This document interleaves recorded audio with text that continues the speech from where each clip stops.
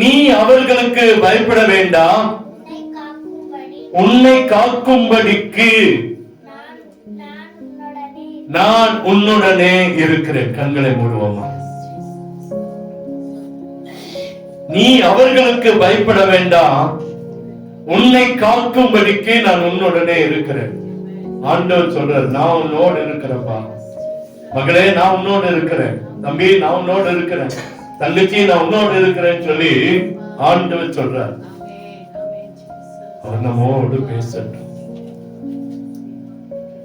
எங்களை கிருபையாய் நேசிக்கிற அன்பின் நல்ல தகப்பனே, வார்த்தைக்கு ஸ்தோத்திரம். நீ பேசும், நாங்கள் கேட்கிறோம். ஆண்டவரே, என்னை மறைத்து நீங்க வெளிப்படுங்க. ஒரு வார்த்தை நிலை வெளிப்படட்டும். என் ஆவி, ஆத்மா, சரீரம், என் உச்சத்தலை முதல் உள்ளங்கால் வரை உடைய கருத்தில் ஒப்பு கொடுக்கிறேன். நீங்க ஆளுகை செய்யுங்க, நீங்க ஆளுகை செய்யுங்க, நீங்க ஆளுகை செய்யுங்க. ஒரு வார்த்தையை அனுப்பி எங்களை தேற்றுங்க. வார்த்தை ஜனங்களுக்கு பிரயோஜனமா, எனக்கு பிரயோஜனமா, இதை கேட்கிற பார்க்கிற ஜனங்களுக்கு பிரயோஜனமா இருக்க உதவி செய்யும். அற்புதம் நடக்கட்டும். இயேசுவின் இன்ப நாமத்தில் ஜெபிக்கிறோம் அன்பின் நல்ல தகப்பனே. ஆமென், ஆமென். முதல் வாரத்துல நீ அவர்களுக்கு பயப்பட வேண்டாம், பயப்படாதீங்கன்னு கர்த்தர் சொன்னார். என்ன சொன்னாரு? பயப்பட வேண்டாம் அப்படின்னு சொல்லி ஒரு சில காரியங்களை நாம பார்த்தோம். யாருக்கெல்லாம் பயப்பட வேண்டாம் அப்படின்னு சொல்லி பார்த்தோம். போன வாரத்திலையும் அதையே தொடர்ந்து நம்ம பார்த்தோம். யாருக்கெல்லாம் பயப்படக்கூடாது அப்படின்னு சொல்லி ஒரு சில காரியங்களை பார்த்தோம். முந்தின வாரம் அதையே குறிச்சு பார்த்தோம். நம்ம யாருக்கு பயப்பட, கர்த்தர் நம்மோடு கூட இருக்கிறார் அப்படின்னு சொல்லி ஒரு சில காரியங்களை நம்ம பார்த்தோம். இன்னைக்கும் கர்த்தர் நம்மோடு கூட பேசிக்கொண்டு இருக்கிற ஒரு காரியம் என்னன்னா, நான் உன்னுடனே இருக்கிறேன். நான் உன்னோடு கூட, இன்னைக்கு தலைப்பு அதுதான். உன்னோடு இருக்கிறவர் இயேசு, நம்மோடு இருக்கிறவர் இயேசு. இதுதான் ஆண்டவர் கொடுத்த இன்னைக்கு தலைப்பு.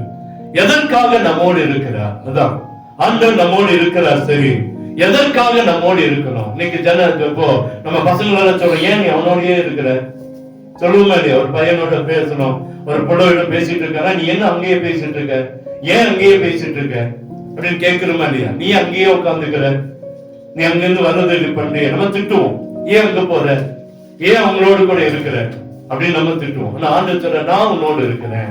மனுஷன் ஒருவேளை துணைக்காக போகலாம், ஒருவேளை பேச்சுக்காக போய் உட்காரலாம், ஒருவேளை நம்ம வீடுகள்ல பிள்ளைகளை நேசிக்காதனால பிள்ளைகள் நேசிக்கிற இடத்துக்கு போய் உட்காரலாம், அல்லது கணவன் மனைவி அந்த பக்கத்துக்கு போய் உட்கார்ந்து பேசிட்டு எல்லாம் வரலாம். ஏன்னா வீட்டுல பிரச்சனை, வீட்டுல சமாதானம் இல்லை அப்படின்னு சொல்லலாம். அங்க போனாலும் அல்லது அங்க போனாலும் பிரச்சனையா, நான் கொஞ்ச நாளைக்கு வெளியே இருக்கலாம் அப்படின்னு சொல்லி நினைக்கிறோம். நிறைய பேர் சன்னியாசியா போயிடுறாங்க. நிறைய பேர் சன்னியாசி, வீடு எதுக்கு அப்படின்னு சொல்லி போற ஆட்களும் இருக்கிறாங்க. ஆனா ஆண்டவர் சொல்றாரு, அவங்க இன்னைக்கு தெரியாம இருக்கிறாங்க. அவங்க என்ன, ஏதோ மனுஷனுடைய உறவுக்காக, ஏதோ மனுஷனுடைய அன்புக்காக ஓடிட்டு இருக்கிறாங்க. ஆனா நான் சொல்றேன், நான் உன்னோடு கூட இருக்கிறேன். நான் உன்னோடு கூட, ஒவ்வொருத்தரையும் பார்த்து சொல்றேன், நான் உன்னுடனே என்ன செய்கிறேன், இருக்கிறேன். எதற்கு அப்படின்னு நம்ம பார்த்துட்டோம். எதற்கு இருக்கிறாரு? நம்மை காக்கும்படிக்கு. நீ பயப்பட வேண்டாம் அப்படின்றதுக்காக கர்த்தர் நம்மோடு இருக்கிறார். இன்னைக்கு ஏன் நம்மோடு இருக்கிறார் அப்படின்னு எடுத்து வாசிங்க. யாத்திராகமம் புத்தகம் 3:14. எதற்காக நம்மோடு இருக்கிறார்?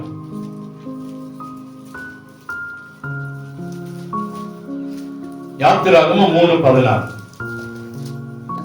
தேவன் இருக்கிறவராகவே இருக்கிறேன் என்று மோசேயோடு சொல்லி, போதும். இருக்கிறவராகவே இருக்கிறார் அப்படின்னு என்ன அர்த்தங்க?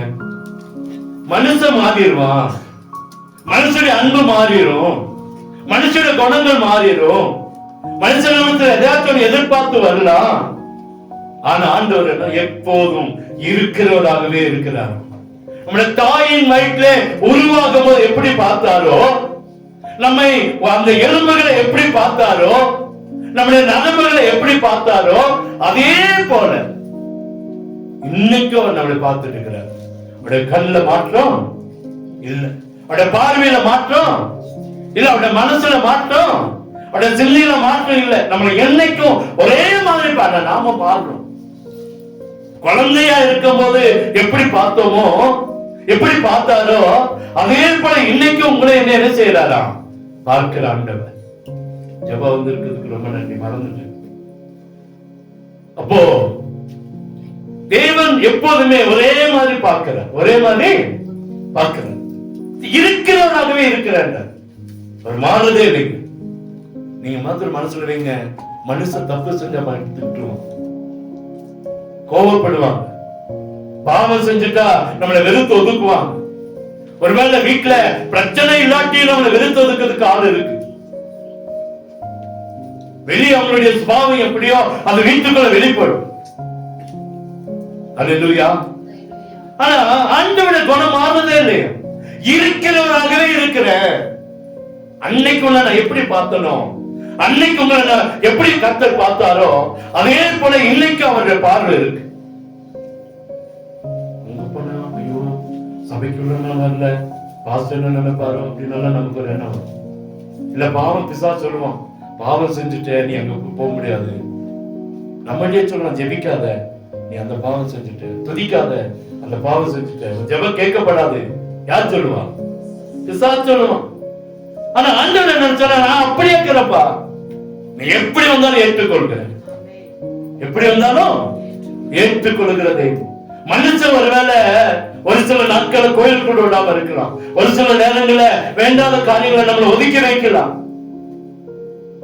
ஆனா ஆண்டவர் அப்படி பார்க்கிறதே இல்லை. அழக சொல்ற, மோசையை பார்த்து சொல்ற, நான் இருக்கிறவராகவே இருக்கிறப்பா. எவ்வளவு ஆச்சரியமான வார்த்தை, எனக்கு ரொம்ப பிடிச்சிச்சு. மனுஷன் நேத்து பார்த்த முகம் இன்னைக்கு இல்ல, நேத்து பார்க்கிற அந்த முகம் இன்னைக்கு இல்ல. முகம் வேறுபடுது. முகம் என்ன செய்யுது? வேறுபடுது. கோபத்துல ஒரு முகம், அன்பா இருக்கும்போது ஒரு முகம் வருது. ஆனா ஆண்டவர் அப்படி இல்லை. என்னைக்கு நம்மள குமார் கிருபாகரன் அன்னைக்கு குழந்தைகளை தாயினுடைய வயிற்ற பார்த்தாரோ அதே போலதான் இன்னைக்கும் என்ன பார்க்கிறார், உங்களையும் பார்க்கிறார்.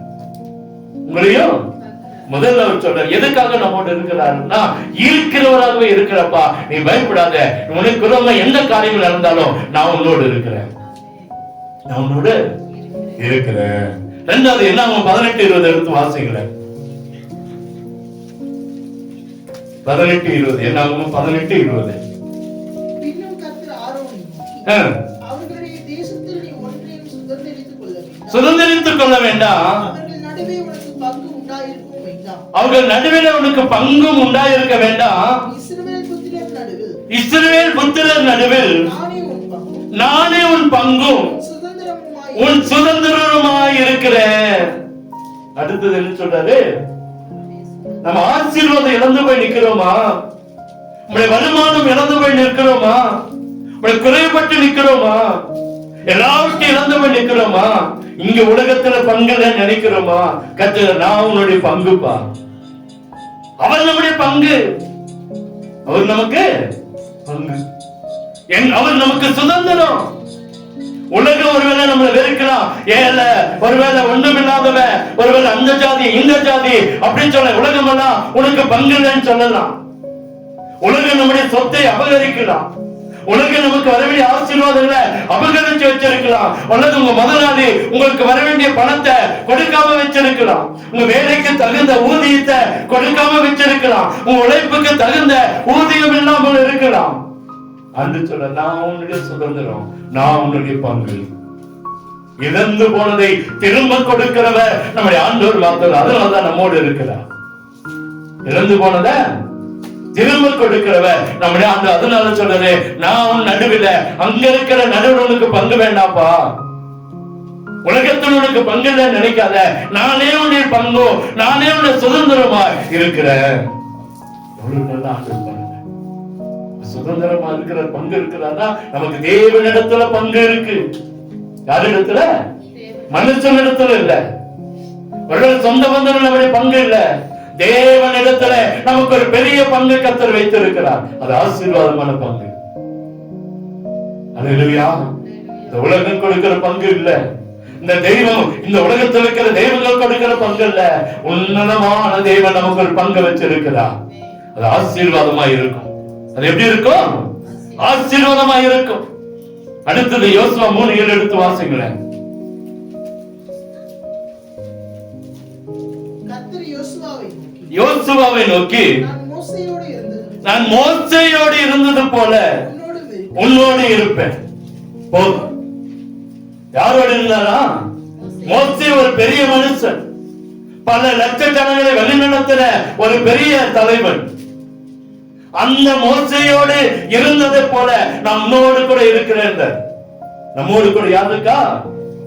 இயேசு கிறிஸ்து, தேவாதி தேவன், ராஜாதி ராஜா நம்மோடு இருக்கிறார். யாரோடு இருந்தது போல? மோசேக்கு விரோதமா பிரச்சனை வந்துச்சு, மோசேக்கு விரோதமா வேதனை வந்துச்சு, மோசேக்கு விரோதமா காரியங்கள் நடந்தது. எதிர்த்தான், கல்லெறிய பார்த்தான், மோசேயை கொலை செய்ய பார்த்தான். நான் கடந்த வாரத்துல வேதத்தை வாசிக்கும் போது பார்த்தேன், சொந்த அண்ணனும் சொந்த தங்கச்சியுமே அவங்களுக்கு விரோதமா எழுமினாங்க. பெரிய கூட்டம் எளிமணிக்குது. உங்க குடும்பத்துல, நம்ம குடும்பத்திலே நீங்க ஒரு பெரிய கூட்டம் எளிமை நிற்கலாம், ஜாதிகள் எளிமை நிற்கலாம், ஜனங்கள் எளிமை நிற்கலாம். அல்லேலூயா. கர்த்தர் சொல்றாரு, அவங்களோடு நம்முடைய முன்னோர்களோடு இருந்த தேவன், நம்மை அழைத்த இந்த எகிப்திலிருந்து வெளியே கொண்டு வந்தாரே அந்த மோசேயோடு இருந்த தேவன் நம்மோடு இருக்கிறார். செங்கடல் வந்துச்சு, அப்படி என்ன வந்துச்சு? ஜனங்கள் எதிர்த்து வந்தாங்க, ராஜாக்கள் எதிர்த்து வந்தாங்க. எல்லாவற்றிலும் கர்த்தர் நடத்தினார். உங்க வாழ்க்கையிலும் என்னுடைய வாழ்க்கையிலும் கர்த்தர் நடத்துவார், கர்த்தர் நடத்துவார். அல்லேலூயா. அவர் ஒருபோதும் நம்மளை கைவிடவே மாட்டார். அழகா சொல்றாரு, நான் மோசேயோடு இருந்தது போல நான் உன்னோடு இருப்பேன். நான் உன்னை விட்டு விலகுவதும் இல்லை, உன்னை கைவிடுகிறதும் இல்லை. அல்லேலூயா. அப்ப நம்ம ஆண்டவருடைய வாக்குத்தத்தம் என்ன சொல்றதுன்னா, எத்தனை பிரச்சனைகள் வந்தாலும், எத்தனை வேதனைகள் வந்தாலும், பலவீனங்கள் வந்தாலும் 120 வருஷம் வரைக்கும் ஒரு நோயில் நாம கர்த்தர் நடத்தினார். நடத்தினாரா இல்லையா? அல்லேலூயா. எனக்கு ரொம்ப ஆச்சரியம். அவன் கண்ணு குருடாகல, கண்ணு மங்கள போல, கால் பலனிழந்து போகல, சரீரம் பலனிழந்து போகல. கர்த்தர் ஆச்சரியமா நடத்தினார். ஆச்சரியமா. அதனால சொல்ற, மோசையோடு இருந்தது போல.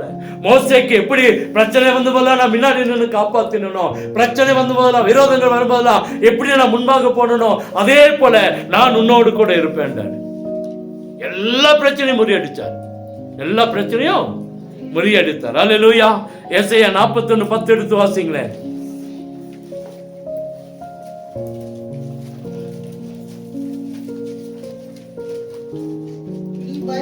நீ பயப்படாதே, நான் உன்னுடனே இருக்கிறேன், திகையாதே, நான் உன் தேவன். அடுத்து என்ன சொல்ற? எதுக்காக நம்மோடு இருக்கிறாரா? நம்முடைய பயத்தையும் நம்முடைய திகைப்பையும் மாட்டி போட, நம்முடைய பயத்தை மாட்டி போட நம்மோடு இருக்கிறார். சொல்ற, நம்ம பயப்படாத. யாரை பார்த்து சொல்றாருங்க? நம்மளை பார்த்து சொல்றாரு. அன்னைக்கு வேதாகமத்துல பல சரித்திர புருஷர்களை பார்த்து சொன்ன ஆண்டவர் இன்னைக்கு உங்களை என்னை பார்த்து சொல்கிறார், நீ பயப்படாத, நீ என்ன செய்யாத, பயப்படாத, நான் உன்னோடு கூட இருக்கிறேன். வாழ்க்கையில பயம் வருதா, நிறைய கலக்கங்கள் வருதா, நிறைய பிரச்சனைகள் வருதா, போராட்டங்கள் வருதா, பயப்பட வேண்டாம்,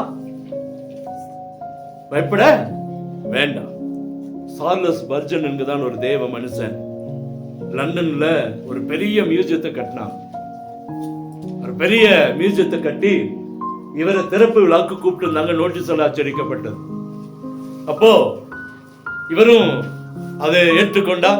ஆனால் அவர் சொன்னார், முதலாவது நான் போய் பார்க்கணும், அந்த கட்டடத்தில் நான் பேசணும்னா அங்கே எதாச்சும் எக்கோ மற்ற சவுண்டெல்லாம் வருதா, கேட்குதா, இங்கே பேசுறது கடைசி வரைக்கும் பெரிய மியூசியம். அது சொல்கிறாங்க, அதோடைய காரியங்கள் பெருசாக இருக்கு. அப்போ ஒரு பளிங்கு மாளிகை, அது பேர் என்னது? பளிங்கு மாளிகை. ஒரு பெரிய கட்டடத்தை லண்டன்ல கட்டினான். அதுல திறப்பு விழாக்கு இவரை சார்லஸ் பர்ஜன் என்றுதான் ஒரு ஊழியரை கூப்பிடுறான். அப்ப சொன்னா, ஒரு வாரத்துக்கு முன்னாடி வரேன், வந்து அந்த இடத்துல நான் செக் பண்ணி பார்க்கணும், எங்க இருந்தெல்லாம் பேசுனா சத்தம் கேட்கும் அப்படின்னு சொல்லி நான் பார்க்கணும்னாரு. ஓகேன்ட்டாங்க. இவர் கையில சாவி கொடுத்துட்டாங்க, நீங்க எப்ப வேணாலும் போகலாம், போய் பார்க்கலாம். அங்க வேலை முடிஞ்சுட்டா கொஞ்சம் கொஞ்சம் சின்ன சின்ன வேலைகள் இருக்கு, அதை ஆட்கள் பண்ணிட்டு இருக்காங்க. ஒரு நாள் இவரும் இவருடைய உதவியாளரும் போனாங்க. போய் ஒரு குறிப்பிட்ட இடத்துல நின்னார். ஒரு குறிப்பிட்ட இடத்துல நின்று அவருடைய உதவியாளரை அந்த கடைசிக்கு கொண்டு போச்சுறார். லாஸ்ட் அந்த கேலரியுடைய கடைசி பகுதிக்கு போய், அங்க நில்லுப்பா, நான் இங்க இருந்து பேசுறேன், உனக்கு கேக்குதான்னு பாரு அப்படின்னா. அப்போ சரி என்று அவன் போய் நின்று, அவன் இங்க இருந்து நம்ம நினைக்க ஒரு குறிப்பிட்ட வச்சுக்கலாமே, இங்க இருந்து கன்னியாகுமரியோட அந்த லாஸ்டுக்கு வரைக்கும் இருக்குன்னு வச்சுக்கலேன். இங்க இருந்து இவர் பேசுகிறார். அவர் அங்கிருந்து ஓகே சொல்ற, நல்லா கேக்குது, நல்லா கேக்குது. என்ன வசனத்தை? அவர் வசனத்தை தான் வாசிச்சார். நீ அவர்களுக்கு பயப்பட வேண்டாம், நான் உன்னுடனே இருக்கிறேன், உன்னை காக்கும்படிக்கு நான் உன்னுடனே இருக்கிறேன் அப்படின்னு இங்கிருந்து சொல்றாரு. அவரு அத கேட்கிறாரு. ஓகேயா, சூப்பரா இருக்கு, நல்லா கேக்குது, கடைசி வரைக்கும் உங்க வார்த்தை கேக்குது. அப்போ இவர் வந்துட்டார். இவர் அத லாக் பண்ணி வெளியே வந்துட்டாரு.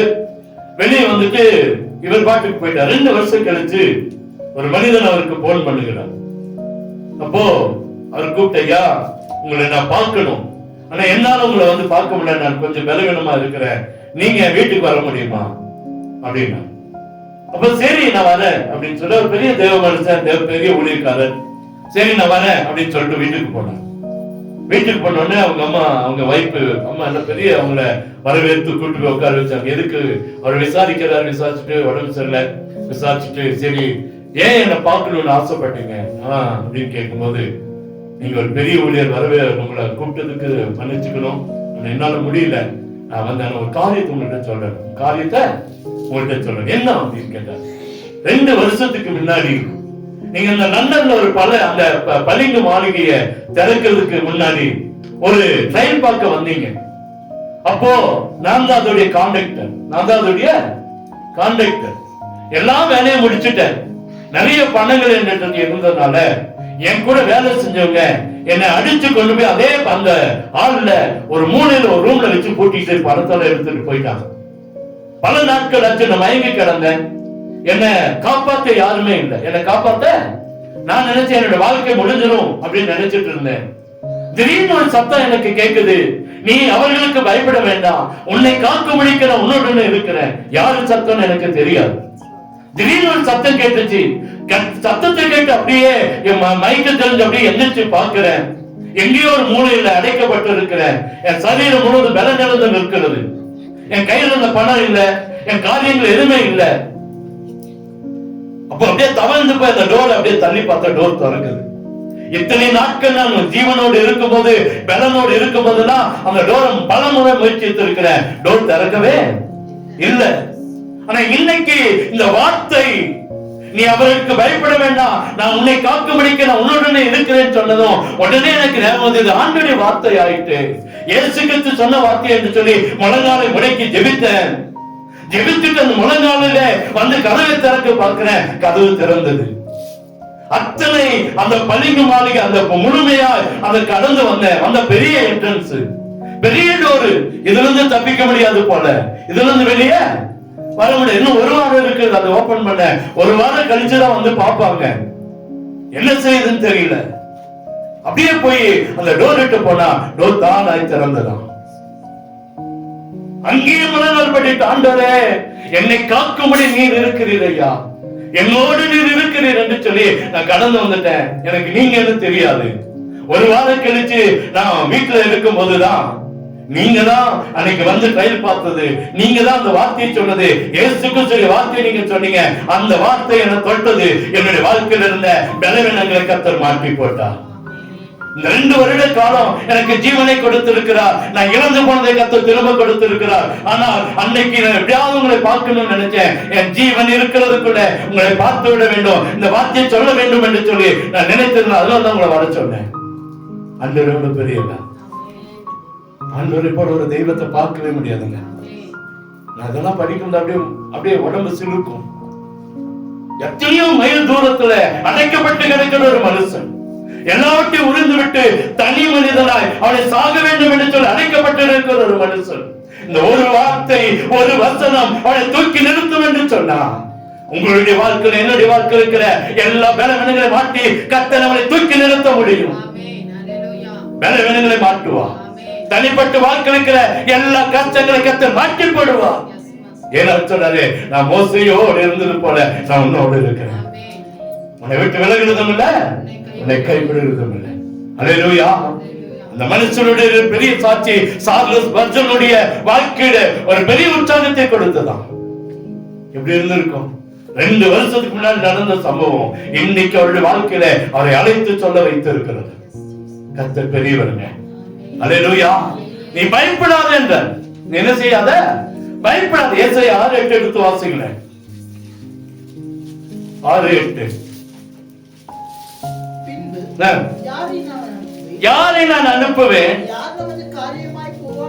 யார் நமது காரியமாய் போவான் என்று சத்தத்தை கேட்டேன். போதும்.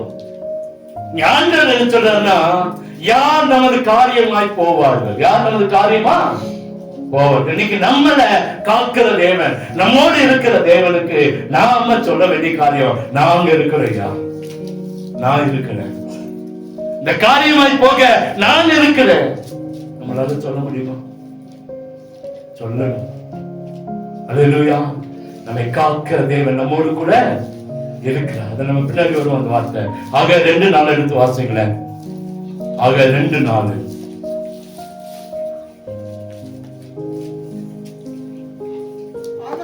ஆனாலும் செருபாபேலின் திடன்கொள் கர்த்தர் சொல்லுகிறார், பிரதான ஆசாரியனை நீ திடன்கொள், தேசத்தின் எல்லா ஜனங்களையும் திடன் கொள்ளுங்கள், வேலையை நடத்துங்கள் என்று கர்த்தர் சொல்லுகிறார். நான் உங்களுடனே இருக்கிறேன். போதும். செருபாபேலை பார்த்து கர்த்தர் சொல்ல, ஜனங்கள்கிட்ட போய் சொல்லு, சோர்ந்து போக வேண்டாம், ஒரு பெரிய வேலை, தேவனுடைய வேலை, இந்த வேலையை செய்ய உங்களை அழைச்சிருக்கிற. ஒருவேளை எதிர்ப்புகள் வரலாம், ஒருவேளை போராட்டங்கள் வரலாம், ஆனா சொல்ல, வேலையை செய்யுங்க, வேலைய செய்யுங்க, காரியத்தை நடப்பியுங்கள், கர்த்தர் நம்மோடு இருக்கிறார். நிறைய பேர் சொல்லுவாங்க, அந்த காட்டுக்கு அதை போடுங்க, இந்த காட்டுக்கு அதை போடுங்க, அந்த வேலையை அப்புறம் பார்த்துக்கலாம், இந்த வீட்டு வேலை அப்புறம் பார்த்துக்கலாம். நிறைய பேர் நமக்கு விரோதமா நிக்கலாம். நிறைய பேரு நம்முடைய வேலைகளை கெடுக்க பல காரியங்களை செய்யலாம். அது அப்புறம் பார்த்துக்கலாம், அது அப்புறம் பார்த்துக்கலாம். நிறைய இதெல்லாம் என்ன செய்யணும், சோர்ந்து போய் இருப்போம், சோர்ந்து போய் இருப்போம். நான் சொல்றாரு, காரியத்தை நடப்பியுங்கள், கர்த்தர் உங்களோடு இருக்கிறார். நீங்க செய்ய வேண்டியது செய்யுங்க, நீங்க செய்ய வேண்டியத செய்யுங்க. தைரியமா, விவசாயமா, வேலையா, படிப்பா, எந்த காரியத்தாலும் செய்யுங்க, நான் உங்களோடு கூட இருக்கிறேன். காரியத்தை நடப்பீங்க. மனுஷனுடைய ஆலோசனை அல்ல, உலகத்தில் இருக்கிற ஆலோசனை அல்ல, கர்த்தர் கொடுக்கிற சொல்லுகிற காரியம். காரியத்தை நடப்பீங்க, காரியத்தை செய்யுங்க, நான் உங்களோடு கூட திடன் கொண்டு வேலை செய்யுங்க. வசனம் என்ன சொல்றது? திடன் கொண்டு வேலை செய்யுங்க, காரியத்தை நடப்பீங்கள், கர்த்தர் உங்களோடு கூட இருக்கிறார். அல்லேலூயா, அல்லேலூயா. ஆண்டவருடைய வார்த்தை எப்பொழுதுமே பொய்யாய் போகாது. ஆண்டவருடைய வார்த்தை பொய்யாய் போகாது. அல்லேலூயா. கர்த்தர் பெரியவர், நம்மோடு கூட இருக்கிற தேவன். காரியத்தை நடப்பீங்க என்றார். காரியத்தை நடப்பீங்க, திடன் கொண்டு திடன் கொண்டு திடன் கொண்டு காரியத்தை செய்யுங்க, கர்த்தர் நம்மோடு இருக்கிறார். தடைகள் வரும், பிரச்சனைகள் வரும், போராட்டங்கள் வரும், பயப்படாதீங்க, கர்த்தர் நம்மோடு இருக்கிறார். கர்த்தர் நம்மோடு இருக்கிறார். அல்லேலூயா. நிறைய பேர் இந்த வருஷம் வேண்டாம், அடுத்த வருஷம், அல்லது அப்படி காரியங்கள் இப்படி காரியங்கள் என்று அநேக காரியங்களை சொல்லலாம். கர்த்தர் நம்மோடு கூட இருக்கிறார். அவருடைய திட்டம் வேற, நம்முடைய திட்டம் வேற, அவருடைய திட்டம் வேற. ஒரு 1938 வருஷம் அமெரிக்காவில் டெக்சாஸ் ஒரு மாநிலத்தில் 17 வயசு ஒரு பையன், சின்ன பையன், தியேட்டர்ல மக்காச்சோளம் விற்கிறான். என்ன விற்கிறான்? சோளம் விற்கிறான். அவனுடைய எண்ணம் எல்லாம் என்னன்னா, இதேதான் என்னுடைய வாழ்க்கையை நினைச்சிட்டான், இதேதான் என்னுடைய வாழ்க்கை. அவன் இந்த பாப்கார்னு இந்த காரியங்களை மாத்திரம் வித்துட்டு அப்படியே செஞ்சிடு. வீட்டுல பயங்கர வறுமை, அவனை மேற்படிக்கிறதுக்கு படிக்க பெற்றோருக்கு வசதி இல்லை, அவன் வாழ்க்கையும் மேல வரணும்னு அவனுக்கு துளி கூட என்ன இல்லை, என்னமோ அவனுடைய எண்ணம் வேற. அவன் செருபாபேல் பார்த்து பலம் கொண்டு காரியத்தை திடன் கொண்டு காரியத்தை நடப்பீங்க. காரியத்தில் ஒருபோதும் நீங்க சோர்ந்து போகாது. இங்க இந்த மனசு பயனோட வாழ்க்கையில தான் இவன் அதுல இருந்து அவன் மேல வரவே இல்லை. அவனோட படிச்ச பசங்க அவங்க எல்லாம் பெரிய பேர்ல ஆயிட்டாங்க. இவன் என்ன நினைச்சான், நம்முடைய வாழ்க்கை இதோடு முடிஞ்சிருப்போம், இந்த தியேட்டர்ல பாப்கார்ன் வித்து நம்முடைய வாழ்க்கை என்ன செஞ்சிடும், முடிஞ்சிடும். ஒரு நாள் ஆண்டவருடைய சத்தத்தை கேட்டான், ஆண்டவருடைய சத்தத்தை கேட்டான், மகனே நான் உன்னோடு இருக்கிறேன், நீ செய்யற காரியத்தை நான் வாய்க்க பண்ணுவேன். இவனுக்கு அது புரியல, என்ன யார் பேசுறது, என்ன சொல்றாங்க, என்ன தெரியல. உட்கார்ந்து அப்படியே உன்னிப்பா கேட்கிறான். திரும்ப அவன் பெயரை சொல்லி, நான் உன்னோடு இருக்கிற, நீ செய்கிற காரியத்தில் நான் உன்னோடு கூட இருப்பேன், நீ செய்கிற வேலையில நான் உன்னோடு கூட இருப்பேன், உன்னை அழைத்தவர் நான் என்று சொல்லி அந்த சத்தம் அங்க கேட்கப்பட்டதான். துருவ ஓடினா இப்படிப்பட்ட சத்தம் எங்க கேட்கும்? சபையில தான் கேட்கும். போய் ஒரு சர்ச்சில் உட்கார்ந்தான். சர்ச்சில் உட்கார்ந்து, நீங்க தான் என்னோட பேசுனீங்க அப்படின்னா ஒரு மசை கூட ஒரு முறை கூட என்னோடு கூட என்ன செய்யுங்க? பேசுங்க, ஒரு விஷயம் என்னோடு பேசுங்க. ஆண்டவர் உட்கார்ந்து அப்படியே அவன் கவனமா கேட்டுட்டு இருந்தான். ஆண்டவர் சொன்ன, நீ பயப்படாத, நான் உன்னோட இருக்கிறேன். இது யாரு பேசுறது? இயேசு கிறிஸ்து பேசுறப்பா. யார் பேசுறா? இயேசு கிறிஸ்து. உடனே ரட்சிக்கப்பட்டான், மனம் திரும்பினான், ரட்சிக்கப்பட்டான், தேவனுடைய ஆலயத்தை கடந்து பண்ணான். அப்படியே அவனுடைய வாழ்க்கை ஓடினது. அந்த சோன வைக்கிறத விட்டான். ஆண்டவருடைய அந்த ஜனங்களுக்கு சொல்ல சொல்ல போய்கொண்டே இருந்தான்.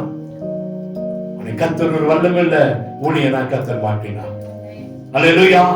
அவர்தான் போதகர் ஜான் ஆஸ்டின் என்பவர். அமெரிக்காவில் வல்லமையாய் இருந்த ஒரு ஊழியர் ஜான் ஆஸ்டின் என்பவர். சின்ன வயதுல 17 வயதுல தேட்டர்ல இந்த சோனம் எடுத்துக் கொண்டு வந்த ஒரு மனுஷன், பாப்கார்ன் எடுத்துக் கொண்டு வந்த ஒரு பையன். கர்த்தர் உலகத்துக்கு முழுமையாய், உலகம் முழுமையாய் வல்லமையாய் கொண்டு பயன்படுத்தினார். உங்களுடைய வாழ்க்கையும் கர்த்தருடைய சித்தத்தை உங்களை கர்த்தர் பயன்படுத்தணும். சாதாரணமா இல்ல.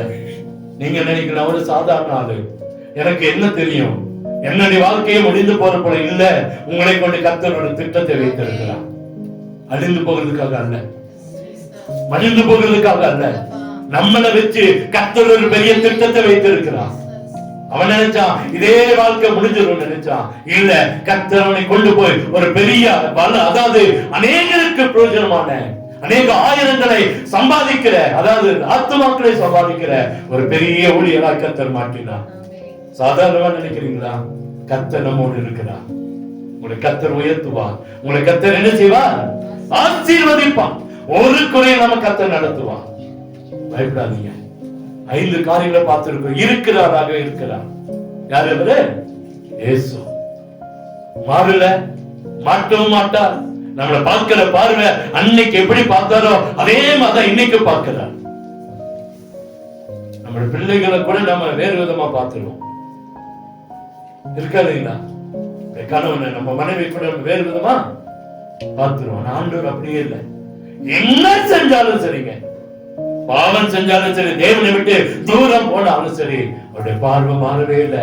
மகனே, நான் உனக்காக காத்திருக்கிறேன், மகளே, நான் உனக்காக காத்திருக்கிறேன். பார்வை மாறவே நம்மோடு இருக்கிறவராகவே இருக்கிறார். நம் நடுவில் அவர் பங்கா இருக்கிறார், சுதந்திரமா இருக்கிறார். நமக்கு வேண்டிய கர்த்தர் தருவாருங்க. கர்த்தர் வெறும் கோலும் கையுமாய் கடந்து போன யாக்கோபு 2 பரிவாரங்களோடு திரும்ப வர கர்த்தர் உதவி செய்தார். வெறுமையா இருந்த பேதுருடைய படகை இரட்டிப்பான ஆசீர்வாதத்தால் நிரப்பின தேவன் நம்மோடு இருக்கிறார். இந்த தேசத்துல தூட்டு போன எல்லா நீரூற்றுகளையும், எல்லா நீரூற்றுகளையும் மூடின அந்த இடத்துல மீண்டுமா நீரூற்றை உண்டாக்கினவர், ஈசாக்கு கொடுத்தவர், ரெகோபத்தை கொடுத்தவர் நம்மோடு இருக்கிறார். முன்னோர்கள் இருந்தது போல, மோசேயோடு எப்படி இருந்தாரோ அதே போல நம்மோடு இருப்பார். மறந்துடாதீங்க. 40 வருஷம் அரண்மனை வாழ்க்கை. எத்தனை வருஷங்க? 40 வருஷம். 40 வருஷம் வனாந்தரத்துல வாழ்க்கை. ஆடு மேய்க்கிறவன் மேல அப்படியே கீழே வேண்டாம். ஜனங்கள் ஆச்சரியப்பட்டு, ஜனங்கள் சந்தோஷப்பட்டிருப்பாங்க. நேற்று வரைக்கும் எப்படி இருந்த அரண்மனையில குதிரை மேலையும் கருது மேலையும், இன்னைக்கு என்ன செஞ்சுட்டு இருக்க? நம்மகிட்ட பேச இன்னும் இப்படி ஆயிடுச்சு அப்படின்னு நம்மகிட்ட சொல்லிட்டு பின்னாடி அவனுக்கு இது வேணும், அவனுக்கு இது இதை விட வேணும், இன்னும் அனுபவிக்க போறாம அப்படின்வான். ஆண்டவர் அப்படி இல்லை. மோசே அப்படிதான் எல்லாம் நினைச்சாங்க. 40 வருஷம் அரண்மனை, 40 வருஷம் ஒண்ணு இல்லாம ஆடு வைக்கிறோம். இன்னொரு காலம் வந்துச்சுங்க, கர்த்தரை தூக்கி நிறுத்தினார். யார வெட்கப்படுத்தினாங்களோ, யார் முன்பாக யாரெல்லாம் அவனை தூக்கி எறிஞ்சாங்களோ அதே ஜனங்களுக்கு முன்பாக அவர்களை வழி நடத்துகிற ஒரு பெரிய மனுஷனாய் கர்த்தர் வைத்திருந்தார். ஆச்சரியம். அதான் கல்லறையை பார்த்தவனுக்கு தலைவர், கெட்ட வார்த்தை பேசி திட்டணுக்கு மோசே தான் தலைவர். அவனுக்கு விரோதமா எழுப்பி பேசி காரியங்களை செஞ்சவனுக்கு யார் தான் தலைவர்? மோசே. மோசே தான் நடத்தணும். மோசே தான் குறிப்பிட்ட காலம் வரைக்கும் யோசுவாவுக்கு முன்பாக மோசே தான் கர்த்தர் வழி நடத்தி அவர்களை வழி நடத்த கர்த்தர் இவனை வழி நடத்தி வந்தார். அல்லேலூயா. நீங்க நினைக்கிறீங்களா எங்களை வெட்கப்படுத்துறாங்களா, வேதனைப்படுத்துறாங்களே, துக்கப்படுத்த நினைக்கிறீங்களா? நம்மோடு இருக்கிறவர் பெரியவர். அன்னைக்கு மோசையோடு இருந்தது போல நம்மோடும் அடுத்து நீ பயப்படாத, நான் உன்னோடு இருக்கிறேன். பயத்தை மாற்றுகிறது உங்களை பயத்தை கொடுத்து கொடுத்து வேதனையை கொடுத்து நம்முடைய வாழ்க்கையை சீரழித்து வைத்திருக்கிற பிசாசின் தந்திரங்களை கர்த்தர் முறியடிப்பார். நம்மோடு இருக்கிறவர் பெரியவர். நேற்று அப்படி நடந்துச்சு, இன்னைக்கு அப்படி நடந்துச்சு, நாளைக்கு அப்படி நடந்துருமா, அவங்களுக்கு அப்படி ஆயிடுச்சு, இவங்களுக்கு அப்படி ஆச்சு, எனக்கு அப்படி நடந்துருமா, இந்த பயத்தை கர்த்தர் மாற்றுகிறார். நம்மோடு இருக்கிறவர் பெரியவர். நம்மோடு இருக்கிறவர் பெரியவர். இங்க நடந்த ஒரு சம்பவம், ஒரு 2 பேர் பசங்க 3 பேரா என்னமா வீட்டுல, அதுல ஒரு பையன் குறிப்பிட்ட ஒரு 11 வயசு வரும்போது செத்து போயிட்டான். எத்தனை வயசு வரும்போது? 11 வயசு வரும்போது செத்துட்டான். 11 வயசுல இந்த அப்பாவுக்கும் அம்மாவுக்கும் அதே எண்ணம். இந்த அடுத்த பையன், அவன் பேர் சூர்யான்னு நினைக்கிறேன், சூர்யாவா சந்திரனான்னு தெரியல, அவன் என்ன என்கிட்ட சொன்னாங்க, பாசம் எங்க குடும்பத்துல ஃபேமிலிலேயே அப்படி ரெகுலரா நடக்குது. 11 வயசுல எங்க பசங்க எல்லாம் என்ன செய்யறாங்க, செத்துடுறாங்க அப்படின்னு. ஆனா நாங்க அந்த பையனுக்காக ஜெபம் பண்ணோம். இன்னைக்கு வரைக்கும் பையன் நல்லா இருக்கான். இன்னைக்கு வரைக்கும் பையன் இருக்கிறான். அல்லேலூயா. பெரிய பையனா இருப்பாங்க. இப்ப இந்த ஊர்ல இருந்து அவங்க வெளியே போயிட்டாங்க, சபைக்குள்ள வந்துட்டு இருந்தாங்க. இன்னைக்கும் அவங்க உயிர் நான் கேட்பேன், அந்த அவங்க அண்ணன் பார்த்து அடிக்கடி அவர் பேர் சொல்லி கேட்பேன், எப்படி இருக்காங்க பசங்க, எப்படி இருக்காங்க? நல்லா இருக்காங்க ஐயா, நல்லா இருக்கிறாங்க. சொந்த ஊருக்கு போயிட்டாங்க. சந்துரு, சந்துரு சூரியன் அவன் பேரு. சின்ன சூரியன், பெரிய பேரு சந்துரு. அவன் இன்னைக்கும் ஜீவனை கர்த்தர் கொடுத்து வைத்தார். ஏன்னா இவங்க நினைச்சாங்க அந்த வயசு வரும்போது காரியம் நடந்துருமா, தேவன் நினைச்சா பெரிய காரியங்களை செய்ய முடியும், அதை மாற்ற முடியும், சாபங்களை மாற்ற முடியும். பயப்படாதீங்க. அடுத்து சொல்ல, திடன் கொண்டு வேலையை நடப்பீங்க, நான் உன்னோடு கூட இருக்கிறேன். நான் உன்னோடு கூட, உங்களுக்கு விரோதமா, வீட்டுக்கு விரோதமா, தோட்டத்துக்கு விரோதமா, படிப்புக்கு விரோதமா பல காரியங்கள் நடக்கலாம். எதை குறித்து பயப்படாதீங்க. கர்த்தர் நம்மோடு இருக்கிறார். கர்த்தர் நம்மோடு இருக்கிறார். 2 காரியங்களை சொல்லி நம்ம படிக்க வருவோம். நாம என்ன செய்யணும்? இந்த வாரத்துல கடைசி வாரத்துல வந்துட்டோம். அவர் சொல்றாரு, உன்னை காக்கும்படிக்கு அவர்களுக்கு பயப்பட வேண்டாம், உன்னை காக்கும்படிக்கு நான் உன்னோடு கூட இருக்கிறேன். அழகா காரியங்களை சொன்னார். எத்தனையோ பேருடைய காரியங்களை நம்ம பார்த்துட்டே வந்தோம். அவங்களுக்கு நீ என்ன செய்யாத, பயப்படாத. அடுத்தது சொன்ன, உன்னை காக்கும்படிக்கு, உன்னை காக்கும்படிக்கு நம்மோடு கூட இருக்கிறான்னு பார்த்தோம். நம்ம கேவலப்படுத்தணுங்க, மந்திரவாதிங்க, நம்முடைய ஜீவனை கசப்பாக்கணுங்க, தேவனுடைய நாமத்தை நமக்கு வாழ்க்கையில விரோதத்தை உண்டாக்கணுங்க, விரோதமா பேசுனங்க, விரோதமா கூட்டம் கொண்டவங்க, விரோதமா எதிர்த்து நின்றவங்க, எல்லாரும் மத்தியிலும் கர்த்தர் நம்மோடு இருக்கிறார் என்பதை சொல்லலாம். அல்லேலூயா. தெய்வ பயம் இல்லாதவர்களுக்கு என்ன செய்ய வேண்டாம், பயப்பட வேண்டாம். போன வாரம் பார்த்தோம். அடுத்தது கர்த்தருக்கு பயப்படுகிற பயம் நமக்கு தேவை அப்படின்னு பார்த்தோம். நமக்கு தேவை. இன்னைக்கு சொல்றாரு, நான் உன்னோடு கூட இருக்கிறேன். எதற்கு? நான் நம்மளை காக்கும்படிக்கு. மனுஷனை பக்கத்தில் இருக்கிறவங்களை பார்த்து சொல்லுங்க, நம்மளை காக்கும்படிக்கு நம்மோடு கர்த்தர் இருக்கிறார். சொல்லுங்களேன், நம்மளை காக்கும்படிக்கு நம்மோடு கர்த்தர் இருக்கிறார். நம்மளை காக்குறது யாருங்க? மனுஷன் இல்ல, பணம் இல்ல, பதவி இல்ல, படிப்பு இல்ல, தேவன் நம்மோடு இருக்கிறார். நம்மை காக்கும். அதுக்கு நாம என்ன செய்யணும் அப்படின்னா, அந்த முதல் வாசம், அந்த வசனத்தை வாசிக்க, ஏசாயா 6:8. யாரை நான் அனுப்புவேன், யார் நமது காரியமாய் போவார்கள் என்று உரைக்கிறார். ஒரு போதுமா ஆண்டவர் பார்த்து, நான் உன்னோடு இருக்கிற மகனே, ஆனா என்னுடைய காரியத்தை உரைக்க யார் இருக்கா? என்னுடைய வேலை செய்ய யார் இருக்கிறா? நாம சொல்ற, ஆண்டவரே நீங்க என்னோடு இருக்கிறீங்க, நாங்களும் உங்களோடு இருப்போம். ஆண்டவரே, கரங்களை உயர்த்தி சொல்லுவோமா, நாம் உங்களோடு இருக்க எங்களுக்கு உதவி செய்யுங்கப்பா. நாம் உங்களோடு இருக்கணும், எங்களுக்கு உதவி செய்யுங்க ஆண்டவரே. 2வது மத்தேயு 18:20 வாசிங்களேன். மத்தேயு 18:20.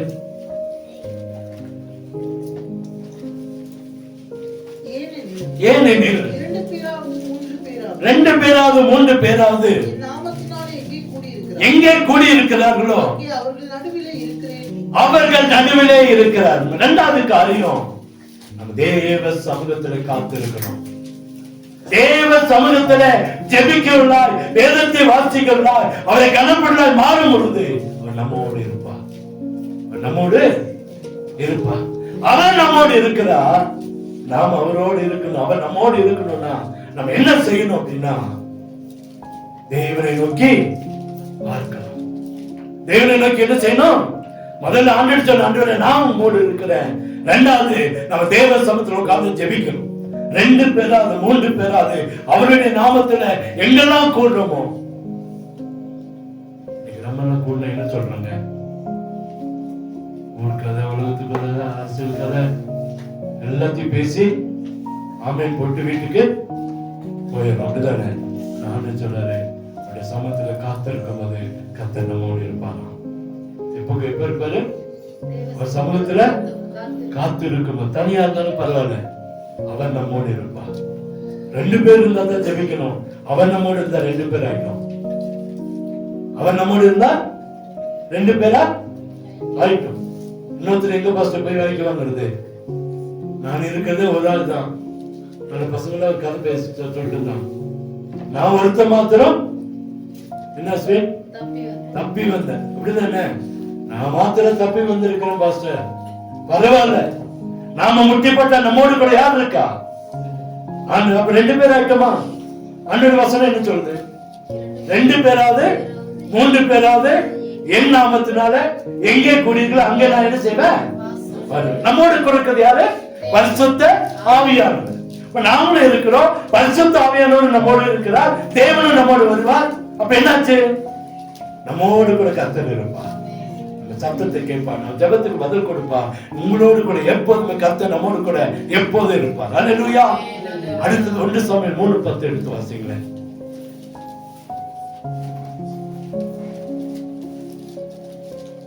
1 சாமுவேல் 3:10. அப்பொழுது கர்த்தர் வந்து நின்று முன் போல கூப்பிட்டார். அதற்கு சாமுவேல் சொல்லும் அடியேன் கேட்கிறேன் என்று சொன்னார். எப்ப ஆண்டவர் நம்மோடு இருப்பாரா? அவர் சத்தத்தை சரியா கேட்கும் போது. இதுக்கு முதல்ல நீங்க வாசித்து பாருங்க. அது 3ஆம் வசனம் 3ஆம் அதிகாரத்துல 4, 5, 6, 8 வசனத்துல பாத்தீங்கன்னா தெரியும். வந்து கர்த்தர் சாமுவேலை கூப்பிட்டார். சாமுவேல் எங்க வர்றான்? ஏறிட்டு வர்றான். 2வது 4வது 5வது வசனத்திலும் ஆண்டவர் வந்து சாமுவேலைன்னு கூப்பிடுறாரு. ஏறிட்டு ஓடி கேட்கிறான், ஐயா கூப்பிட்டீங்களா? அப்படியே தொடர்ந்து 3 முறையும் போய் ஏறிட்ட படிக்கிறான். ஆனா அடுத்தது ஏறிக்க தெரிஞ்சிருச்சு, இது என்னுடைய சத்தம் இல்லைன்னா இது தேவன் தான் அவனை கூப்பிடுறாரு. தேவன் தான் அவனை கூப்பிடுறாரு. சரியா புரிஞ்சுட்டான். சொன்னா போய் படுத்துக்கப்பா, இன்னொருவர் கூப்பிட்டா சொல்லும் அடியே கேட்கிறேன்னு சொல்லி கேளு, ஆண்டவர்களோடு பேசுவார்.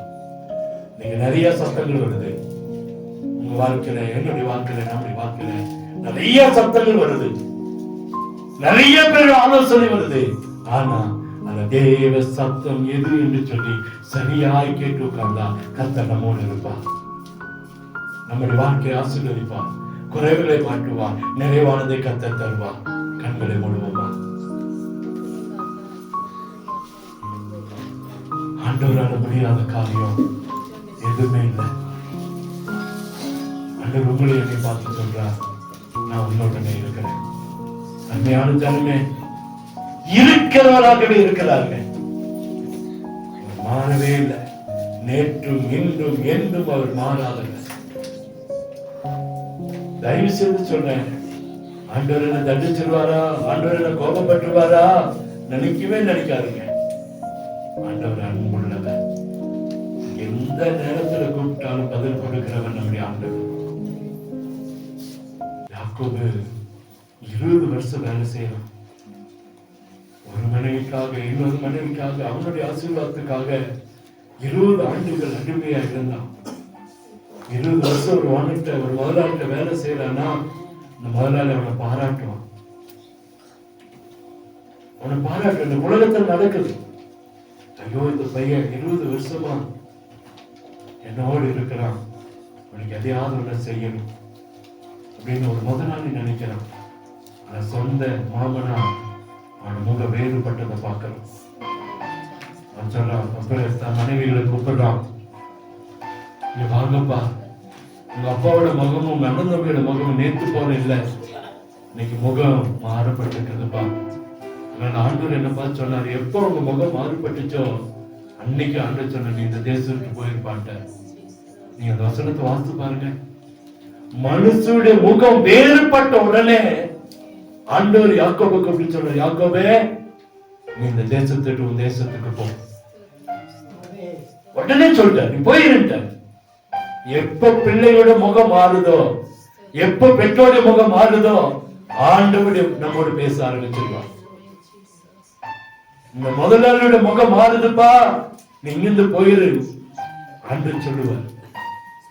அதான் நினைச்சு ஆண்டோட முகம் மாறுவது. இவன் போட்டும் அண்ணனை கெடுத்துட்டு வந்தான், அண்ணனோட வாழ்க்கையை வேதனையை பண்ணிட்டு வந்துட்டான், அம்மாவுக்கு கீழ்ப்படியல, அப்பாவுக்கு கீழ்ப்படியல, அப்பாவை ஏமாத்திட்டு வந்துட்டான் அப்படின்னு நினைக்கவே இல்லை. இருக்கிறவராகவே இருந்தான். அவருடைய முக ரூபம் மாறவே இல்லை. ரெண்டாவது, உலகத்துல நான் எல்லாத்தையும் இழந்து நிக்கிறேன், கடன் ஆயிட்டேன்னு நினைக்கிறீங்களா? வெளியே பார்க்கறதுக்கு தெரியல, உள்ள உடைக்கப்பட்டிருக்கா. நான் என்ன செய்வேன்? என் பிள்ளைங்க ஒழுங்கு இல்லை, என் பசங்க ஒழுங்கு இல்லை, என் குடும்பம் எனக்கு பார்க்க மாட்டாங்க. மனைவி குறித்து கணவனை குறித்து கலந்துறீங்களா? ஆண்டு சொல்ல, நான் உனக்கு சுதந்திரம், ஆண்டவர் உங்களுக்கு சுதந்திரம் உங்களோடு இருக்கிறார். பெண்ணையே பயப்படணும், பெண்ணையே பயப்படணும். ஆண்டவர் நம்முடைய பங்கு சுதந்திரமா இருக்கிறார். மூணாவது நம்ம பார்த்த, மோசையோடு இருந்து நான் உன்னோடு இருப்பேன். அன்னைக்கு மோசே கூட எப்படி அவனை கைவிடாதபடி வெட்கப்படுத்தாதபடிக்கு எப்படி நடத்தினாரோ அதே போல உங்களை நடத்துவான். ஒரு கட்டத்துல கோராகின் கூட்டம் மோசேக்கு விரோதமா எழும்புறாங்க, எழும்பி மோசேக்கு விரோதமா பேசுறாங்க. ஆண்டவர் சொன்னா, நீ எல்லாம் ஓடி இருக்க, இந்த கோராகின் வீட்டை தொட்டு விட்டு அந்த லைனை விட்டு நீ எல்லாம் போயிரு, நான் பார்த்துக்கிறேன். என்ன நடந்துச்சு தெரியுங்களா? யாரெல்லாம் மோசேக்கு விரோதமா பேசினானோ அப்படியே பூமிக்குள்ள போயிட்டாங்க. பூமி மூடி பழைய போல ஆயிடுச்சு. உள்ள போன அடையாளமே தெரியாம, குழிய எடுக்கல, குழிய மூடல, கர்த்தரே செஞ்சார். அவருடைய கோத்திரம் முழுமையாய், கோராகின் கூட்டம் முழுமையாய் இந்த மண்ணுக்குள்ள புதைந்து போனாங்க. வெளியே எடுக்கவே இல்லை, மண்ணோடு போனாங்க. ஏன் தெரியுமா? மோசே மேல கர்த்தர் இருந்தார், மோசையோடு கர்த்தர் இருந்தார். நிறைய காரியங்களை சொல்லிட்டே போலாம். இன்னைக்கு உங்களோட என்னோட கர்த்தர் இருக்கிறார். உங்களுக்கு கூட்டை எழும்பட்டும். கர்த்தர் உங்களை கைவிடவே மாட்டார். நாலது பயத்தை கர்த்தர் மாட்டார். பயமா இருக்கிறீங்களா? ரொம்ப பயப்படுறாரு அப்படின்னு சொல்லுவாங்க. இந்த சிஸ்டர் ரொம்ப பயப்படுறாரு. எனக்கு ஒரு ஐயாவை தெரியும், அவங்க வைஃப் சொல்லுவாங்க, ரொம்ப பயப்படுறாருப்பா, எதை நினைச்சாலும் பயப்படுறாரு இவரு. பயந்து இருக்கீங்களா? உங்க பயத்தை கர்த்தர் இன்னைக்கு மாற்றுவான். அது பயத்தை மாத்தவே உங்களோடு கூட இருக்கிறார். பயப்படாதீங்க. தேவன் அறியாம, தேவனுடைய சித்தம் இல்லாம தலையிலிருந்து ஒரு முடி கூட கீழே விழுகாது. கர்த்தர் உங்களோடு இருப்பார். ஐந்தாவது சொன்ன, திடன் கொண்டு வேலை நடப்பீங்க. திடன் கொள்ளுங்க, பலப்படுங்க, ஆண்டவருக்குள்ள உட்காருங்க, தேவனோடு பேசுங்க, தேவனிடத்துல காரியத்தை சொல்லுங்க. மனுஷத்துல சொல்றதை விட தேவனிடத்துல சொல்லுங்க. பயப்படாம காரியத்தை நடப்பீங்க. கர்த்தர் உங்களோடு கூட இருப்பார். அது செய்ய வேண்டிய 3 காரியங்கள் சொன்னேன். நாம அவரோடு கூட இருக்கணும். எப்படி அவரோடு கூட நம்ம கூட அவர் எப்படி இருப்பார்னா, எப்ப என்ன சொல்ல இருப்பார்னா, அவர் நாமத்துல அவரை நோக்கி பார்க்கணும். மனுஷனை பார்த்ததெல்லாம் போதும், மனுஷனை பார்த்ததெல்லாம் போதும். தேவனுடைய நாமத்தை நோக்கி கூப்பிடுங்க. இரண்டாவது, சத்தத்தை சரியா அறிந்து கொள்ளுங்க. இந்த மனுஷனுடைய சத்தமா, நம்மளை கெடுக்க சொல்லுகிற சத்தமா, நம்மளை வேதனைப்படுத்துகிற சத்தமா, இல்ல நமக்கு ஆசீர்வாதத்தை தருகிற சத்தமான சரியா உட்கார்ந்து கேட்டுட்டு தேவ சத்தத்துக்கு கீழ்ப்படிங்க. கர்த்தர் உங்களோடு இருப்பார். வாழ்க்கையில் பிரச்சனை மாறும், வேதனை மாறும், கண்ணீர் மாறும், கவலை மாறும், துக்கம் மாறும், வேதனைகள் எல்லாத்தையும் கர்த்தர் மாற்றி போடுவார். சமாதானம், சந்தோஷம், நிம்மதி, பாதுகாப்பு, பலன், ஆரோக்கியம், ஆசீர்வாதம் உண்டாகும். உங்களை கைவிடவே மாட்டார். நீ அவர்களுக்கு பயப்பட வேண்டாம், நான் உன்னுடனே இருக்கிறேன். எதற்கு? உன்னை காக்கும்படிக்கு, நம்மை காக்கும்படிக்கு நம்மோடு இருக்கிற ஆண்டவர் நம்மை கைவிடவே மாட்டார், நம்மை வெட்கப்படுத்தவே மாட்டார். கர்த்தருடைய நாமம் மகிமை அடையட்டும். வார்த்தைக்காய் நன்றி. எங்களை கிருபையாய் நேசிக்கிற அன்பின் நல்ல தகப்பனே, எங்களோடு பேசிக் கொண்டிருக்கிறதுக்காக ஸ்தோத்திரம். வார்த்தைகள் மத்தியில் வெளிப்படுகிறதுக்காக ஸ்தோத்திரம். வந்திருக்கிற ஜனங்களுக்கு ஒரு ஆசீர்வாதமான வார்த்தையா இதை கேட்டுக் கொண்டிருக்கிற, இதை பார்த்து கொண்டிருக்கிற ஆண்டவரே, எல்லா ஜனங்களுக்கும் ஒரு ஆசீர்வாதத்தை கட்டளை வேண்டும் என்று சொல்லி ஜெபிக்கிறோம். அற்புதம் நடக்கட்டும். அநேகருக்கு பிரயோஜனமாய், அநேகருக்கு பயனுள்ளதாய் என்னோட வார்த்தை கிரியை செய்யட்டும். வாழ்க்கையை உயிர்ப்பீங்க ஆண்டவரே. அப்ப விழுந்து போயிருக்கிற ஜனங்கள், வேதனையோடு இருக்கிற, கண்ணீரோடு இருக்கிற, கவலையோடு இருக்கிற, வியாதியோடு இருக்கிற எல்லா ஜனங்களுடைய கவலைகளை, கண்ணீரை மாட்டி புதிய சமாதானத்தை ஆசீர்வாதத்தை தந்து வாழவைங்கப்பா. ஆசீர்வதிங்க. சாட்சியுள்ள பிள்ளைகளாக நிறுத்துங்க. இப்பொழுது எல்லா கடன்கள் மாறட்டும், வியாதிகள் மாறட்டும், தோல்விகள் மாறட்டும், நஷ்டங்கள் மாறட்டும், விரோதங்கள், பகைகள், இறைச்சலாவிகள், பொறாமைகள் மாற்றப்படட்டும். மீண்டுமா ஜெபிக்கிறோம். சந்தோஷம், சமாதானம், நிம்மதி, பாதுகாப்பு, பலன், ஆரோக்கியம், ஆயுஷ்கள் சேர்த்துக் கொடுங்க. கைது செய்கிற வேலைகளை ஆசீர்வதிங்க, விவசாயிகளை ஆசீர்வதிங்க, மிருகஜீவன் ஆசீர்வதிங்க, வாகனங்களை ஆசீர்வதிங்க, வியாபாரங்களை ஆசீர்வதிங்க, பிள்ளைகள் படிப்பை ஆசீர்வதிங்க. இன்னும் என்னென்ன காரியங்களை செய்யறாங்களோ அத்தனை ஆசீர்வதிக்கப்படட்டும். உங்களுக்கு பிரியமான வாழ்க்கை வாழ உதவி செய்யும். நன்மையும் கிருபையும் சமாதானம் உண்டாகட்டும். இயேசுவின் இன்ப நாமத்தில் ஜெபிக்கிறோம். அன்பின் நல்ல தகப்பனே, ஆமென், ஆமென்.